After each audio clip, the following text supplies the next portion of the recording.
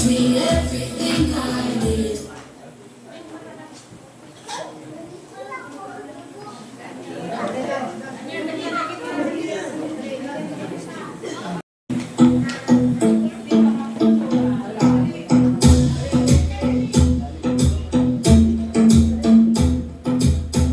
I like to think about the goodness of the Lord.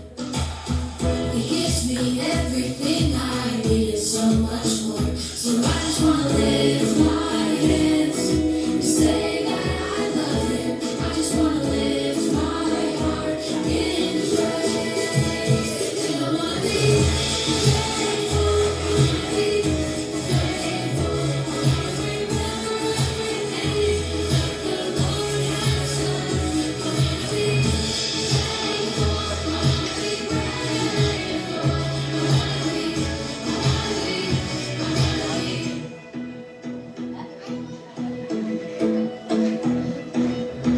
I like to think about the goodness of the Lord. He gives me everything I need and so much more. So I just want to lift my hands and say that I love Him. I just want to lift my heart in praise. And I want to be thankful, want to be grateful, want to remember everything that the Lord has done. I want to be thankful, want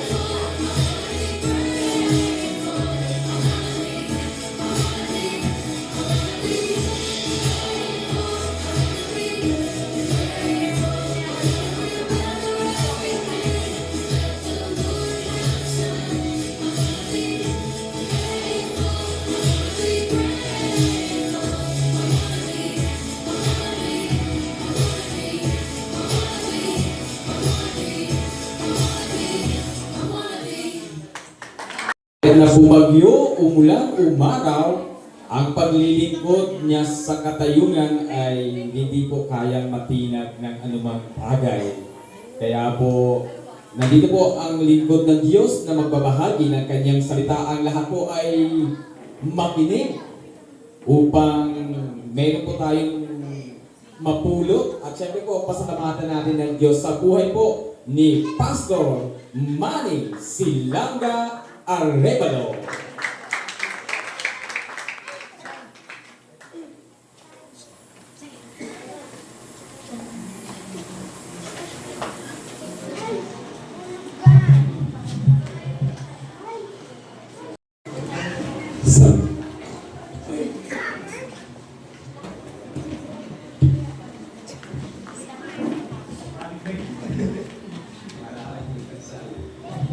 Maraming salamat sa una sa Diyos, siyempre, at sa ating tagapagpakilala. Salamat din sa BMC Santa Teresa na nag-offer sa akin para magkakaroon ng salita ng Panginoon sa atin. Salamat po sa Panginoon ng Pastor Hernan Barrios. At sa lahat po ng mga elders, leaders, at anumang department, salamat. At nandito kayo ngayon para pasalamatan at purihin ang Diyos. Amen. Sa po natin yan sa Mabuting Balita, Bible, sa verse 1, na ang sabi po doon, ang kadakilaan ng Diyos ko at hari, aking ihahayag, di ko titigilan magpakailanman ang magpasalamat. So nandito tayo ngayon para magpasalamat sa Diyos at ipagpatuloy kung ano ang ating nasimulan sa Diyos, at ang ating mga paglilingkod ay magpatuloy sa ganito pong kalagayan ng ating buhay. At sabi nga ng karamihan palagi, ang ating pagpapasalamat ngayong araw ay ito daw yung pagpapahayag ng hindi masukat na pagpapala ng Diyos sa ating buhay.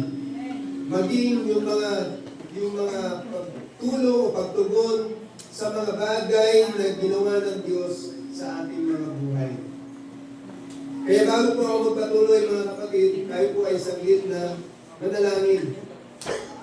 Pagkatiwala po natin sa Diyos ang lahat ng ito sapagkat sa Kanya kapurihan. At amin pong pinagkakatiwala ang gawain nitong Diyos. Hindi sa lahat, ang iyong mga mensahe, ang iyong mga salita ng Yesu Kristo. Amen. Yung awit, hindi lang ito basta yung merong tono na tinakanta, kadalasan, kalimitan, kinakanta natin, kundi ito ay isang kapahayagan ng Diyos kay Haring David na sinasabi ng Diyos para sa kanya at tinanggap ito ni Haring David sa kanyang puso at ito'y kanyang pinahayag, isinulat na nagbubula sa kanyang puso. Ito'y kanyang likhang awit patungkol sa pasasalamat. Pangalawa, ito ay nagtuturo sa atin ng bakit, paano, at kung sino ang Panginoon na dapat papurihan. Pangatlo, ang awit na ito ay nagpapaalala sa atin na ang pagpupuri ay hindi lamang isang gawa, kundi ngunit isang daan o kaparaanan ng Diyos sa ating buhay. Ng Diyos dahil siya ay dakila. Sabi sa 145 verse, palaging purihin, palaging pasalamatan, hindi titigil na magpasalamat. Sabi niya, dakila kay Yahweh at karapat-dapat ay purihin ang kadakilaan tunay na mahirap namin unawain. Kaya sa atin dito, una, para hindi maubos ang mga miyembro sa church. Kasi kung hindi natin encourage yung mga youth, yung mga kabataan ngayon, patungkol sa panawagan ng Diyos sa sangkatauhan na dapat sila'y maligtas, at hahayaan lamang natin sila na gumawa ng mga bagay na gusto nilang gawin, mga kalayawan, etc., na hindi natin tinuturo ito, ano mangyari? Yung pinakabata ngayon, yun ang matitira balang araw kapag hindi tayo tuturo. Mawawala kami, mawala yung iba o karamihan. At kung walang itinuturo, ang henerasyon ngayon, sa mga bagong henerasyon, mawawala ang church. O, saan daw? Sa tahanan. Yung, di ba, yung tawag 7 pillars of society. Nagsisimula talagang pagtuturo sa tahanan. Pasensya lang kung medyo mabigat ito, pero itong katotohanan. Bakit?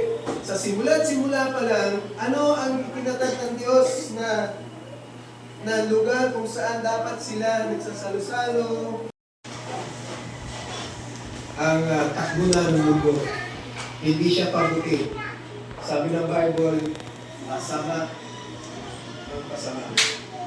Ang masasama ay lalo pang maging masama. Pero yung mga matutuwid, magpapakatuwid. Alam, salamat sa Diyos dahil hindi ito tinuturo natin. Salamat sa Diyos kasi binubuo niya tayo bilang isang pamilya sa church para yung mga bagay natin pinag-uusapan, pinag-aaralan dito sa loob ng church ay maisabi natin sa ibang henerasyon. O sabihin na natin sa mga wala dito, sa mga nasa labas, sa mga henerasyon na pakalat-kalat sa lansangan, sa mga henerasyon na nakakatakot yung kalalabasan sa bandang huli. Kasi alam natin yan, nakakatakot talaga. At ang papel ng mga mananampalataya ay sabihin. Una, sinabi yan ni Jesus sa mga disciple. Pangalawa, tinuturo sa atin ni Apostol Pablo na magbahagi o mag-share ang salita ng Diyos sa iba. O ituro natin ang kaligtasan sa iba. So sa atin dito, okay na yan. Kita may share sa iba, lalo na sa bagong generasyon. Sabi ni Apostol Pablo sa 2 Timothy chapter 2 verse 2, sabi niya, ituro mo ipatupad. Sabi niya, narinig mo sa akin, dapat mo rin buhay ng bawat sa Panginoon. Ang kanilang buhay ay ginagamit mo Panginoon bilang isang makatubirang ang nilagay mo sa lugar na ito, Panginoon, para masiwa sa bawat isa. Sa mga leader at elder ng mga department, Panginoon, mga bata, Panginoon. Salamat po, Diyos, na mga bagay na ito ay dinadala po namin sa iyong harapan bilang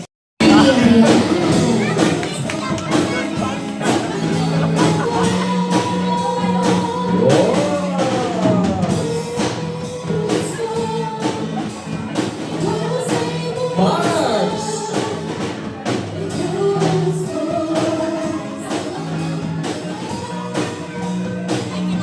Mars tayo! Kapag ikaw ang tatay ko, dahil mayaman ka, mayaman na rin ako. April!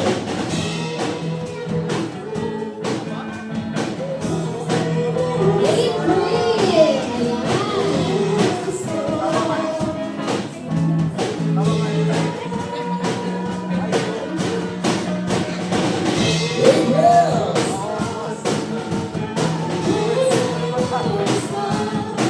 May!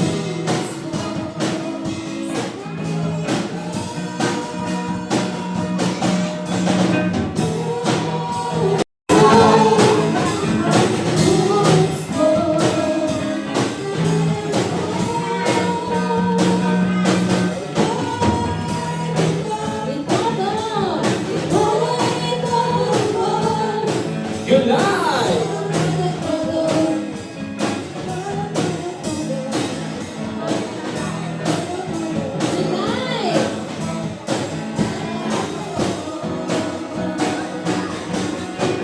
August!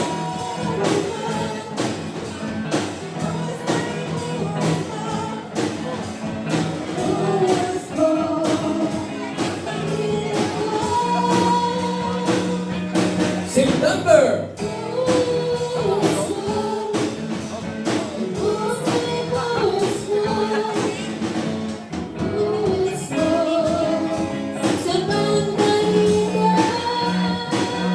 October!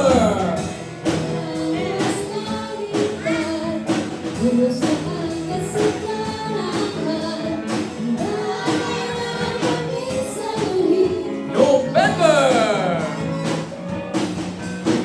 Buksan mo ang panangitan, puso ang kasalanan, nananahan kami sa huli. December!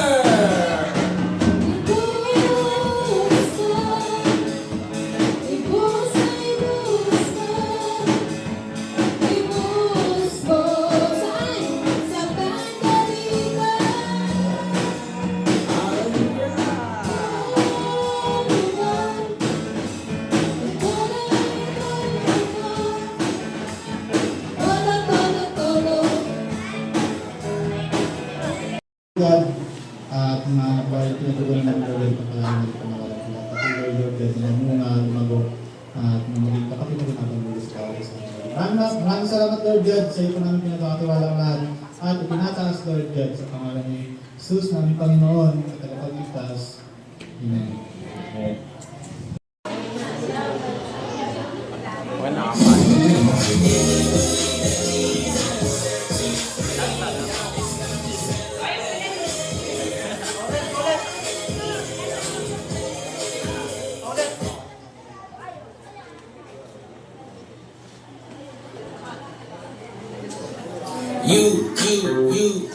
You know what to do.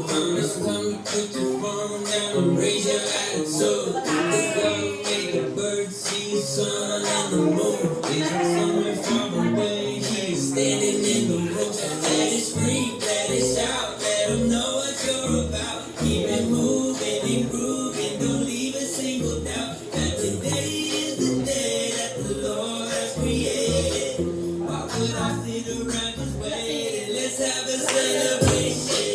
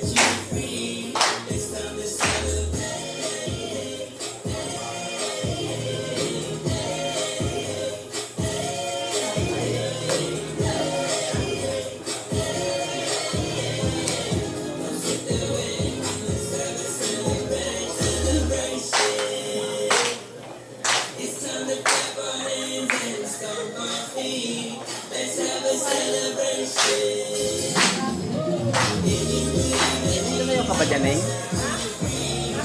Kanina ka pa ako sa video.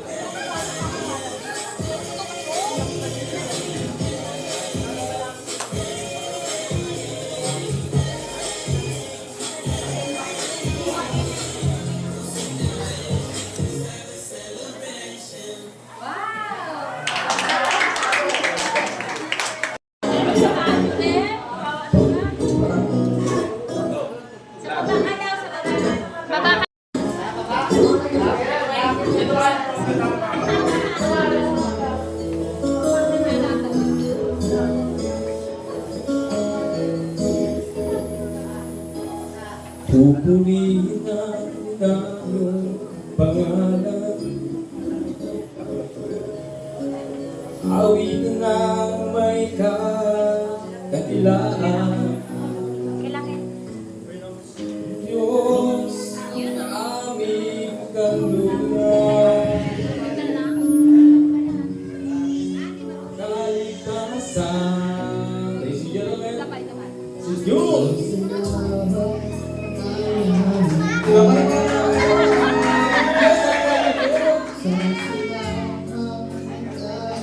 Kailangan mo ba ba?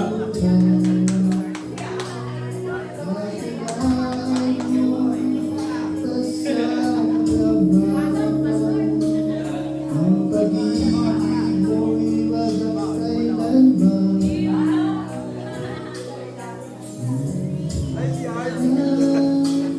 Aming buhay, Ikaw ang Diyos na aming gabay. Sa dalangin, awitin, kadakilaan mo sa amin. Ang galing dito, no? Kaya nyo tumambay doon, eh, no? Namin ang iyong pangalan. Awitan na may kadakilaan. Ikaw ang Diyos na aming kanlungan. Papanos natin ang ganap ng alas 12. Pag-asinaling kantasan. Salamat ang aming alay. Salamat alay mong buhay. Dahilan mo'y pasalamatan. Pag-ibig mo'y wagas kailanman. Sa iyo'y alay Aming buhay, Ikaw ang Diyos na aming gabay. Sa dalangin, awitin, dakilaan mo sa amin. Sa iyo'y alay aming buhay. Ikaw ang Diyos na aming gabay. Sa dalangin, awitin, kadakilaan mo sa amin. sa iyo'y alay, di aming buhay. Diyos na aming gabay, sa dalangin, awitin.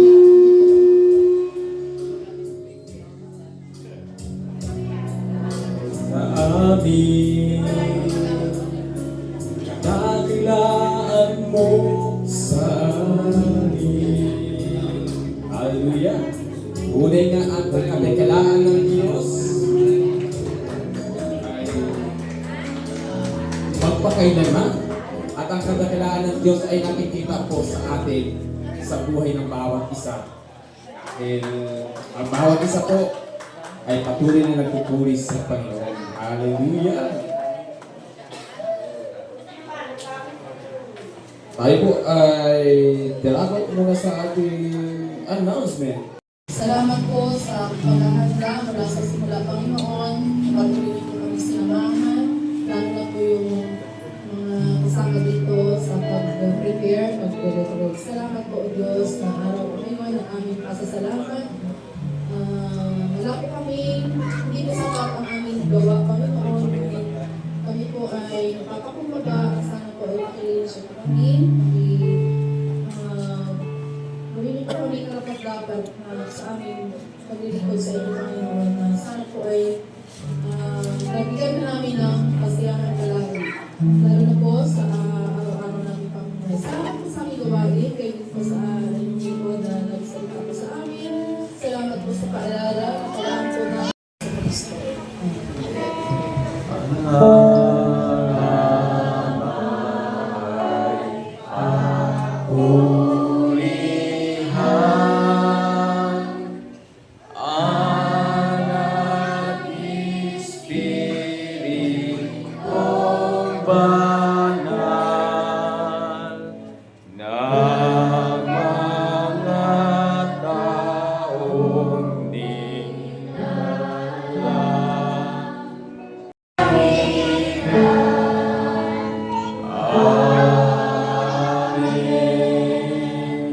Sa Diyos na makagagawa ng higit kaysa lahat ng maaari natin hilingin at isipin, sa pamamagitan ng kanyang kapangyarihang nag-aari sa atin sa kanyang kapurihan, kalwalatian at pasasalamat sa pangalan ng Ama, ng Anak at Espiritu Santo.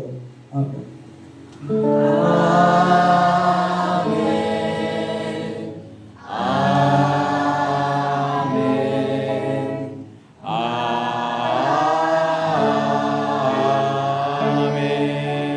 Happy Thanksgiving weekend sa lahat. So, hindi natin muna lahat para sa group picture. Picture muna tayo lahat. Pwede po kayong pumasok sa loob. Yun! Eto na!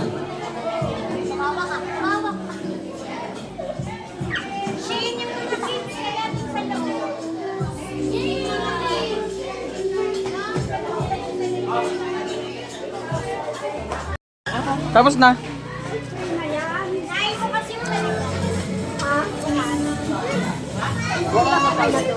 Kay Nini.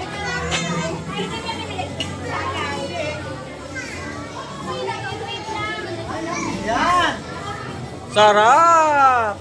Ate yung mga luto nyo ah!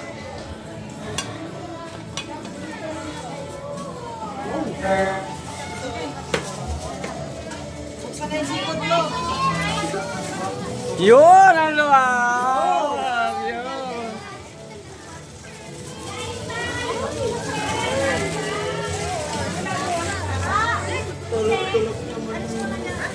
Picture mo muna ha!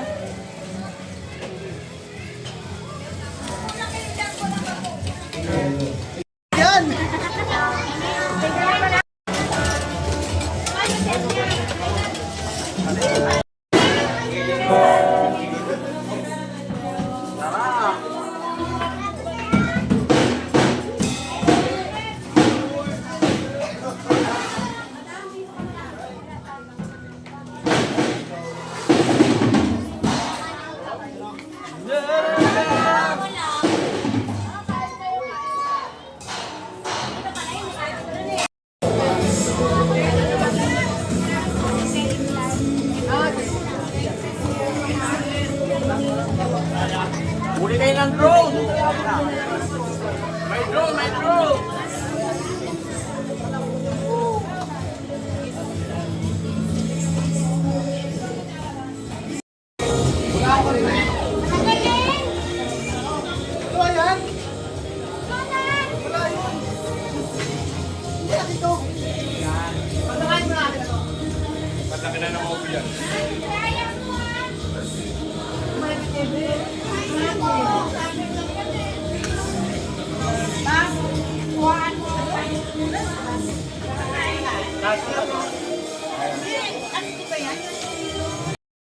Hoy, bayad nyo! Tigil 5 piso. Ay! Mayat lang, manaba. Ha? Ay no.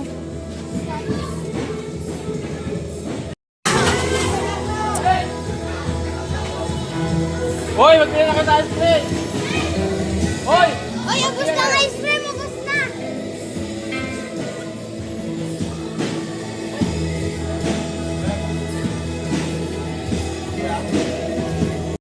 Ulit! Agad na, oy. Kita, agad na. Meron po kami ng ice cream. Ice cream or photo. Sobrang sarap, guys. Please like and subscribe po sa aming channel. Katambay Vlog po to.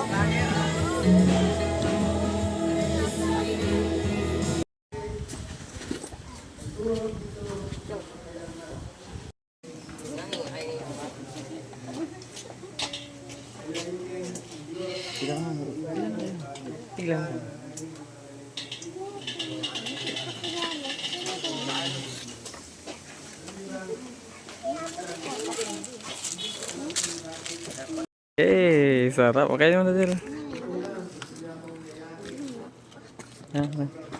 O yan, kakulay mo rin pala Timmy, oh. Sige.